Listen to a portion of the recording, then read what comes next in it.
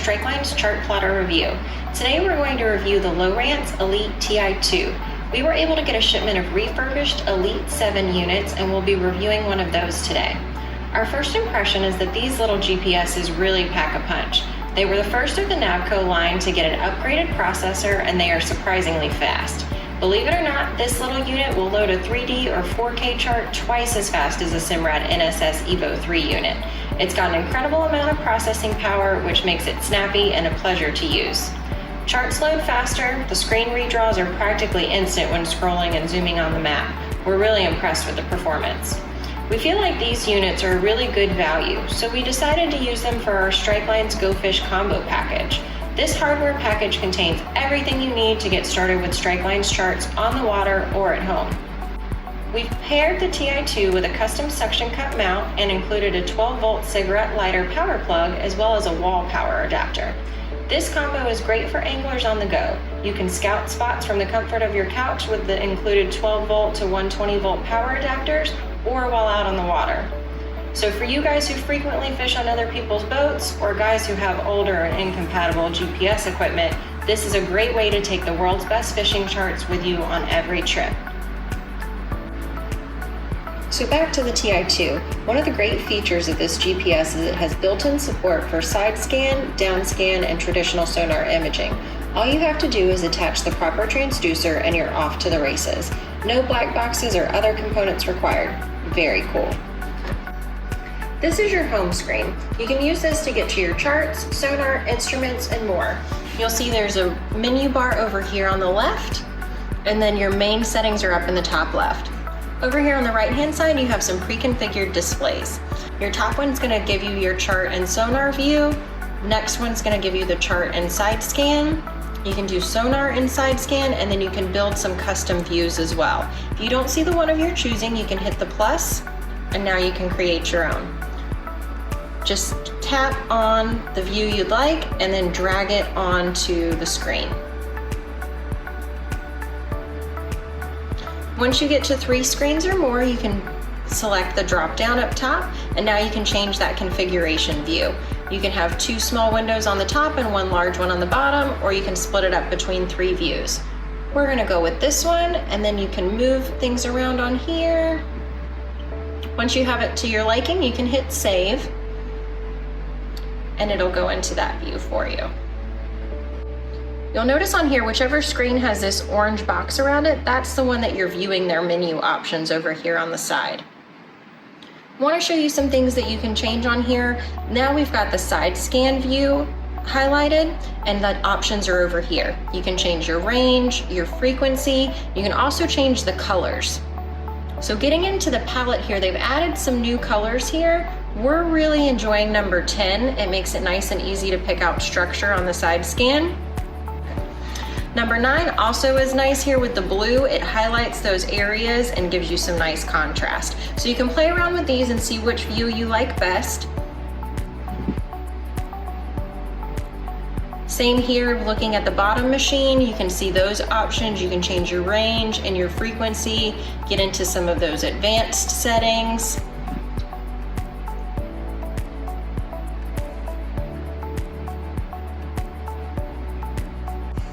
Back on the main menu, the chart view that we prefer to run most of the time is this top one. It's gonna give you your chart on the left and your bottom machine on the right. We're in simulation mode right now, so that's what you're seeing on the bottom machine screen. And again, right now we've got our chart highlighted and we've got that orange box around it. So we have our StrikeLines 3D Long Island sound chart in this unit right now, so we're gonna turn that on and take a look at it. So with the chart menu highlighted, our options are gonna be over here on the side. We're gonna select more options. We're gonna change our chart source to Lowrance. You'll see you get this white box. We're gonna go back, select chart options, and enable shaded relief. Now it'll pop up and you can see those 3D colors. So we can zoom in and take a look at it. On the Ti2 units, you can move around using your finger, but to actually zoom in or out, you're gonna need to either use the minus and plus on the side over here, or the one that's actually on the unit over here onto the right.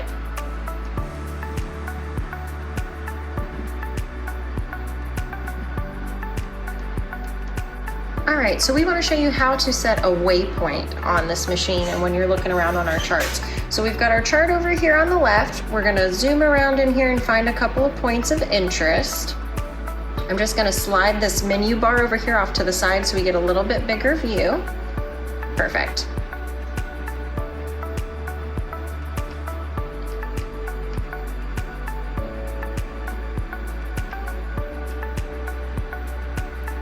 So this looks like a good area. You can see kind of the hard bottom and the holes that have been created over here. So when you find a point that you'd like to fish, you want to create a waypoint. We're going to go up here to the menu. We're going to select new and new waypoint.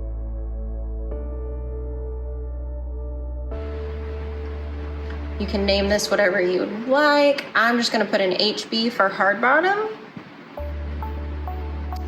So you can tap here and change your icon. There's some fish up here along the top and then some other things, an anchor, a boat, so you can have some fun with these.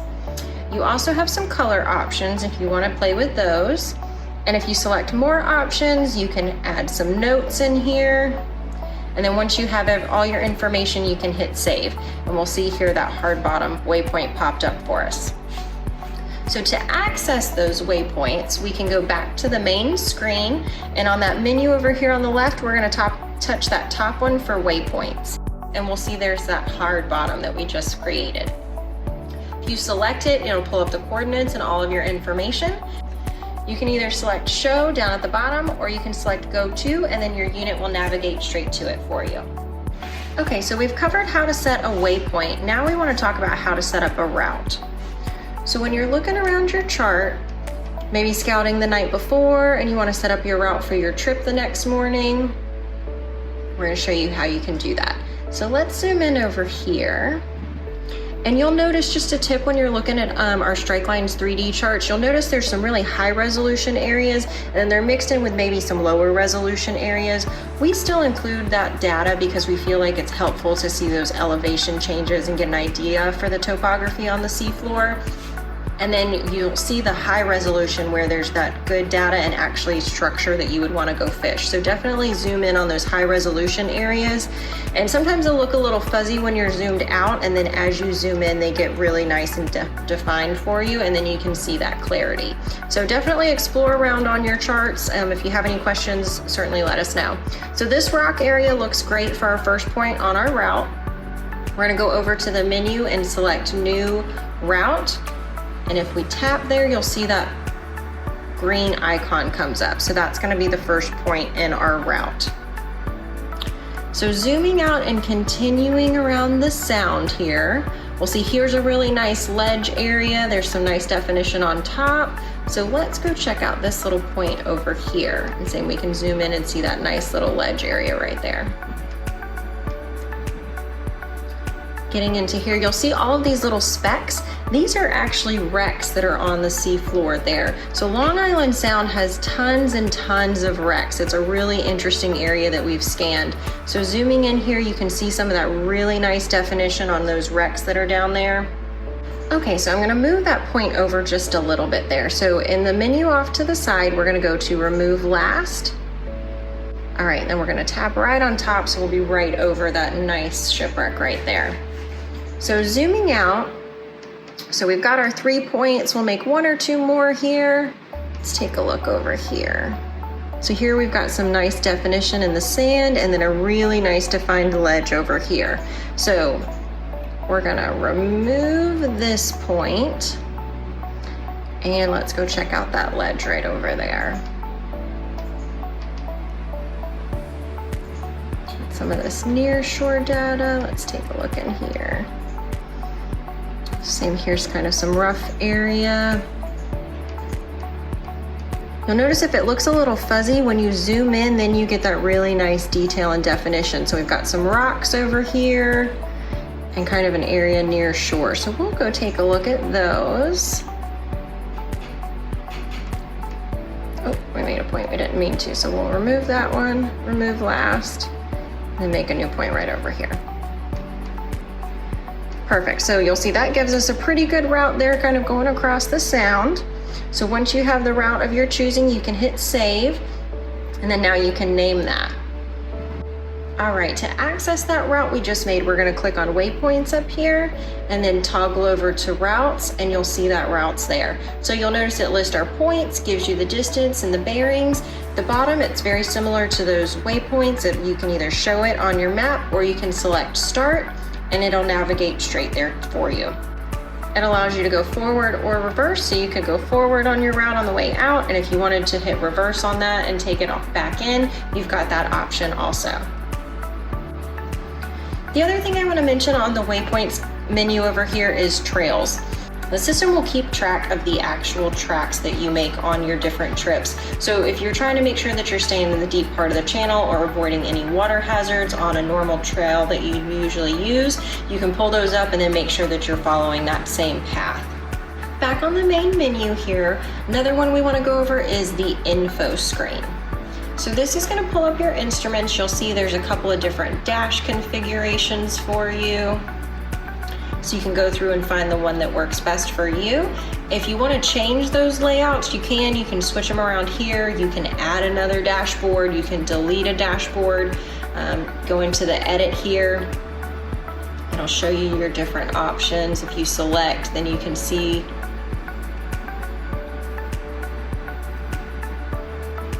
what options you have in here to turn on and turn off.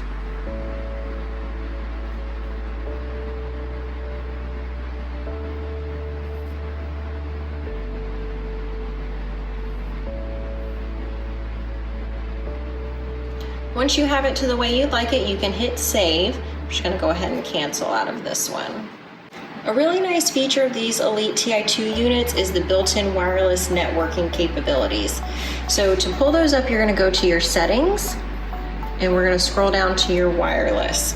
So as you can see, you can connect to another Elite Ti2. This is great because it allows you to have one unit up on the bow of your boat by your trolling motor, as well as one back at the helm. You can share charts, waypoints, and other data, including transducer feed between these units, which is a really nice feature. You can connect them to the internet, and you can also download the Lowrance app to connect to a tablet or a phone. Lowrance did a great job on the design of these units, including where they hid the SD card slot.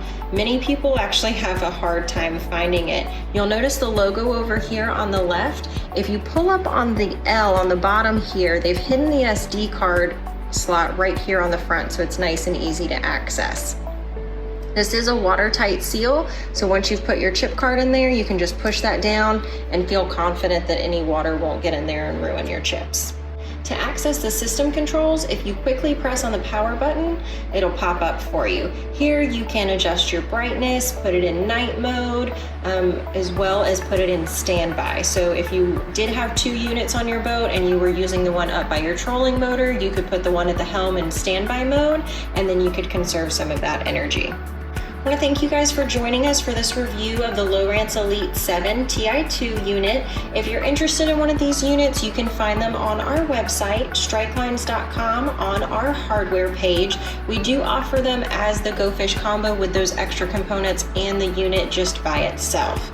If you have any questions about these units or anything else that you'd like to see, please send us an email. Our email address is info@strikelines.com. We're happy to answer any questions that you have. Thanks for joining us.